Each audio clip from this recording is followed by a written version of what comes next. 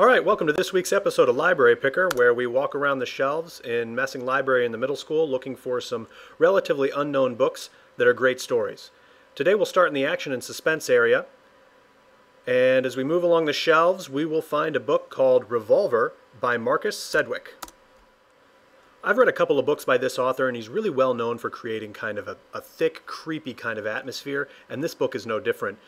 In this one, there's a 14-year-old boy sitting around with the corpse of his dead father, who died a couple of hours earlier by falling through the ice. He's not sure what to do when some stranger comes knocking at the door and says there is some kind of treasure somewhere that his father owes him part of.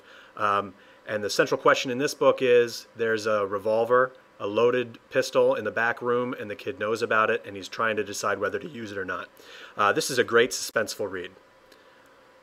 Let's move along to another section, and this week we'll go back to the historical fiction section again. And looking along these shelves, this week we'll find a book called 3 Rivers Rising. One of my favorite novels, it's not really a novel, it's a non-fiction book. It's called The Johnstown Flood. It's by an author named David McCullough, and it's about one of the biggest environmental disasters in U.S. history. And this book, 3 Rivers Rising, is set during the same event. To really understand the plot of this book, you need to know what the Johnstown Flood is, so I'll give you a little preview.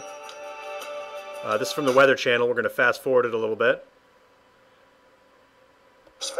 At 4:07 p.m. on May 31st, 1889, a wall of water over 40 feet high roared down the mountain, destroying everything in its path. 20 million gallons of water moving at 40 miles an hour obliterated 4 square miles of downtown Johnstown, swept away 1,600 homes, and carried 85-ton locomotives for almost a mile. Bodies were later found as far away as Cincinnati, Ohio. So something like 2,200 people died in that event.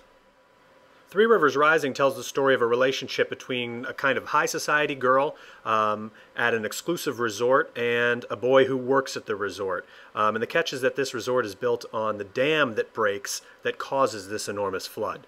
Now this is a book that's written in verse, so it's a little bit more like poetry. This genre is becoming really popular right now. We've got a few books like this, but this is a great book for anyone interested in romance and historical fiction. All right, so let's move over to our Halloween shelf. I hope those of you that like the spooky, scary kind of books like I do have gotten a chance to look at this shelf a little bit, especially as we move towards Halloween. On the bottom of the shelving, there's a series of books that I really like by John Bellairs. I read these all the time when I was your age. And if you just take a look at the covers, the interesting things about the editions we have that you can really no longer find anymore is that they are drawn by an artist named Edward Gorey. And this guy has created some really freaky art. If you Google Edward Gorey and look at an image search, you're going to find some crazy stuff. But these are great books, and they're all about mystery and the supernatural, so at the very least, look at the covers. They're great. Up towards the top, there are a few other books that you might find interesting. One in particular is The Replacement. So if we're talking about spooky covers, this one scares me. Knives over a baby carriage. I'm not sure what that's about, but let's go to our YouTube channel for Messing Library. We're going to take a look at our playlists, and I'm going to click on book trailers. There's a ton of great book trailers here. Let's go down and see if we can find the one for The Replacement. Here it is. And we'll watch a little bit of this.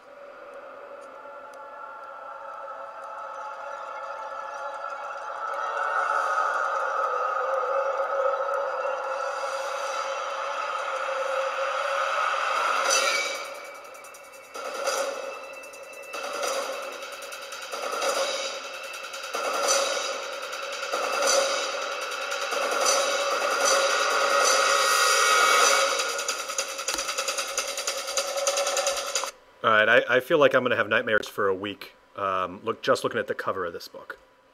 So let's move on and see if we can find something a little less scary. We'll turn around towards our drama and comedy section. And one that's right on the shelf by the front door is Ninth Ward by Jewel Parker Rhodes. People who know a lot about books are really talking about this one right now. It's really a story about love, friendship, and family in New Orleans. And here's kind of the summary from our title peak page. Abandoned by her peers because of her ability to see spirits, Lanisha longs for connection despite the strong love of her adopted grandmother, Mama Yaya.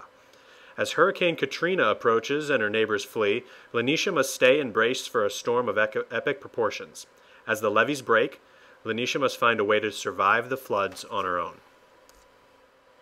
So that's a great choice if you're looking for a little bit of current events with your family drama.